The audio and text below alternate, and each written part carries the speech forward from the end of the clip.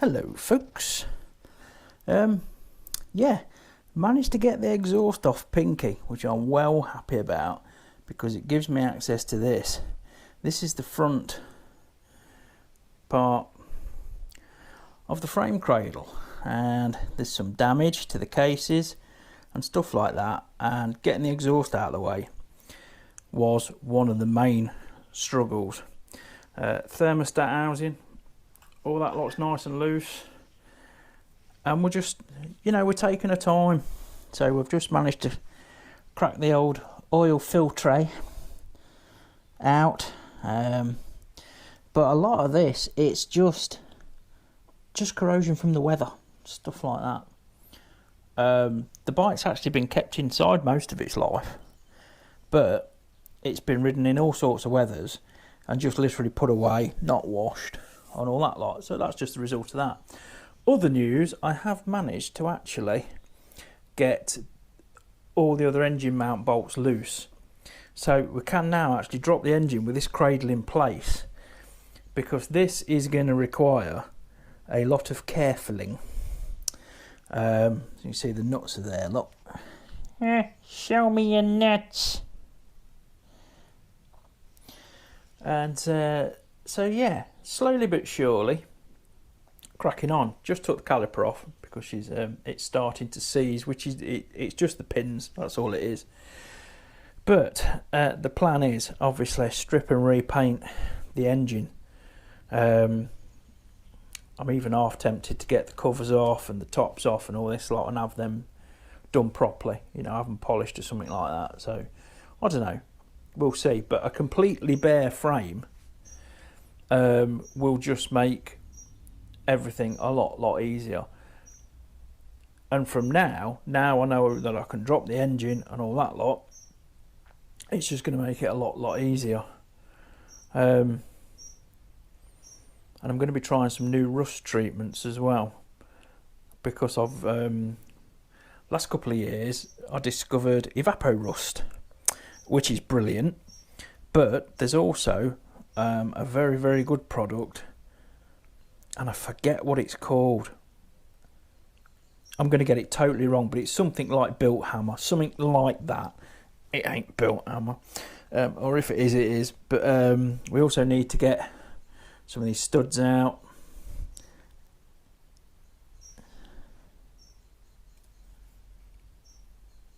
Do you know, for a minute there, because there's no lights on, I actually thought it stopped recording.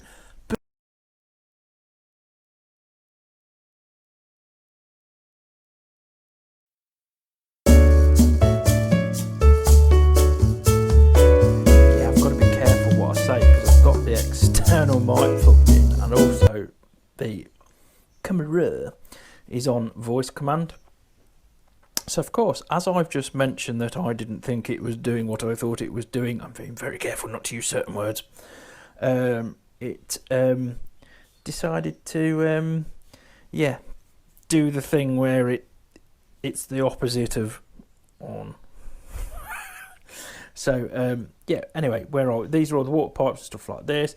These are refurbed a few years ago, but they were literally just given a quick wire wheel and a quick go over with actual like wheel paint, alloy wheel paint. It's not even the proper stuff.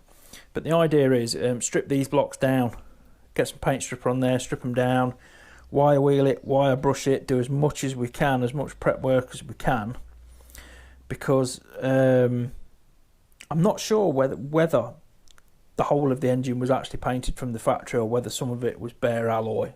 This looks like it was bare alloy. So I just don't know. But when we get it stripped down, I'm still being sort of organised by labelling everything and putting it in bags.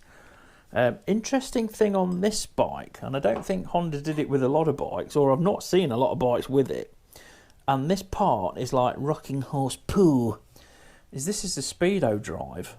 And as you can see, that little plastic nut sits on the sprocket. So it's just something, sometimes this feels like it doesn't go on, it's because it's not aligned with the sprocket.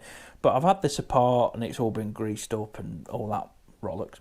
But yeah, it's very unusual to have the speedo drive on a Japanese bike off the sprocket. You know, your speedo drive is usually taken off somewhere on the front wheel, but on this one they decided to be a bit different.